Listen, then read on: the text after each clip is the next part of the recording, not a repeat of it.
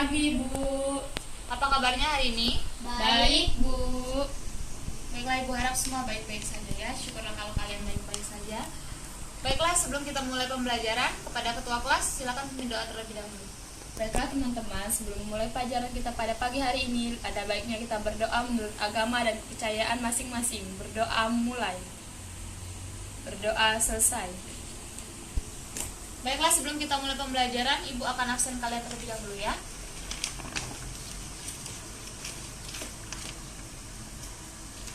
Amel, Saya Bu. Olivia, Saya Bu. Franz, Sakit Bu. sakit. Iya Bu. Oh, baiklah anak-anak, karena pada saat ini sedang ada penyakit yang sedang mewabah, diharapkan anak-anak dapat menjaga kesehatan kalian ya. Ya Bu. Apakah kalian semua sudah siap dalam mengikuti pembelajaran kita hari ini? Siap Bu. Baiklah, jika kalian semua sudah siap, maka kita akan langsung mulai pembelajaran kita pada hari ini. Anak-anak, adakah yang masih ingat mengenai materi pembelajaran kita pada minggu kemarin? Saya Bu. Tentang apa, Olivia? Demokrasi Pancasila Bu. Demokrasi Pancasila. Adakah yang masih ingat materinya tentang apa? Demokrasi Pancasila itu apa? Saya Bu. Silakan kepada anak-anak. Demokrasi yaitu menyampaikan pendapat berdasarkan nilai-nilai Pancasila. Ada lagi yang masih ingat? Saya Bu. Ya, silakan kepada anak Olive. Jadi, nilai-nilai yang terdapat pada demokrasi Pancasila itu juga terdapat pada Pancasila, yang lebih tepatnya pada sila keempat, yaitu kerakyatan yang dipimpin oleh hikmat kebijaksanaan dalam permusyawaratan perwakilan. Ya, benar sekali anak-anak. Berarti masih ada yang masih mengingat mengenai materi pembelajaran kita minggu kemarin ya. Selanjutnya hari ini, sebelum memulai pembelajaran kita ke materi, Ibu mau bertanya dulu. Adakah yang pernah terlambat datang ke sekolah? Saya Bu. Ya, Nak Olive, menurut Nak Olive, apakah sikap yang Nak Olive tunjukkan mengenai keterlambatan datang sekolah itu merupakan sikap baik atau sikap terhadap pelanggaran terhadap tata tertib sekolah? Melanggar tata tertib sekolah Bu. Mengapa demikian? Karena peraturan sekolah mengatakan kita harus taat aturan, kita harus tepat waktu, tetapi saya terlambat Bu.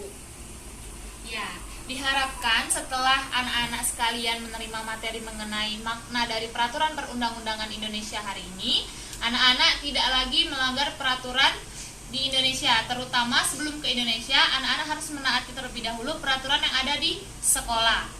Ya, diharapkan tidak lagi datang terlambat setelah menerima pembelajaran kita pada hari ini. Baiklah anak-anak, hari ini kita akan mempelajari mengenai makna peraturan perundang-undangan di Indonesia.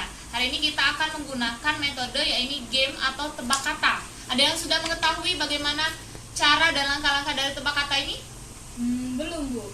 Langkah dari permainan kita kali ini sama seperti yang biasa dilakukan di televisi. Jadi salah satu sebagai penanya dan salah satu lagi sebagai tim yang ditanya. Anak, coba anak-anak lihat gambar yang telah Ibu sediakan ini.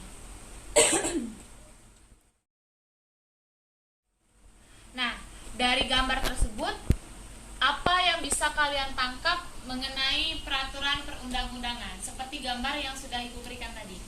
Saya Bu. Ya, silakan. Bonceng 5 Bu, melanggar peraturan.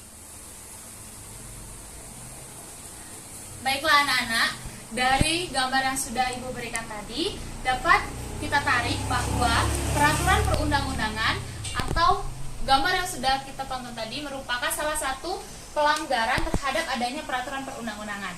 Jadi, peraturan perundang-undangan di Indonesia itu ditujukan untuk mengatur kehidupan di masyarakat sehingga terciptanya kesejahteraan dan juga ketertiban di masyarakat dan tidak lagi menjadi atau adanya pelanggaran seperti gambar yang sudah Ibu berikan tadi, yaitu adanya bonceng 5 dan juga anak-anak tersebut masih di bawah usia untuk mengendarai kendaraan bermotor di jalan besar atau di jalan lintas.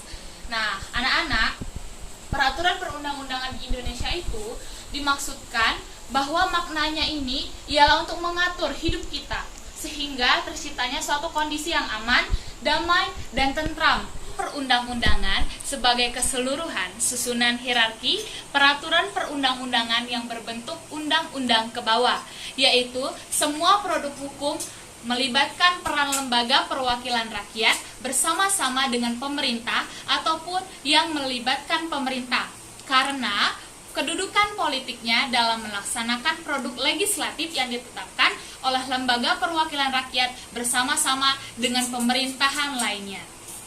Baiklah anak-anak, dari materi yang telah Ibu sampaikan tadi, adakah anak-anak yang ingin bertanya? Baiklah, jika tidak ada anak-anak yang ingin ditanya, Ibu rasa semua sudah memahami mengenai materi makna peraturan perundang-undangan di Indonesia pada hari ini ya. Selanjutnya, anak-anak, adakah yang ingin memberikan kesimpulan dari materi kita hari ini? Ya, silakan kepada Amel.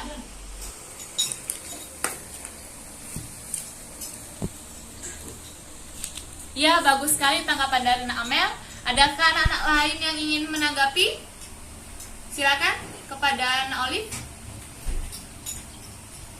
Baiklah, terima kasih atas tanggapan dari kalian berdua yang sudah berani untuk menyampaikan kesimpulan kita pada hari ini. Ya anak-anak, jadi kesimpulan dari materi makna peraturan perundang-undangan bahwa peraturan perundang-undangan itu dimaksudkan untuk mengatur kehidupan di masyarakat sehingga terbentuknya dan terciptanya kesejahteraan serta ketertiban di masyarakat kita, masyarakat Indonesia. Baiklah anak-anak, untuk materi kita minggu depan, coba anak-anak baca di rumah terlebih dahulu pada halaman 93 di buku PPKN kita mengenai tata urutan perundang-undangan di Indonesia.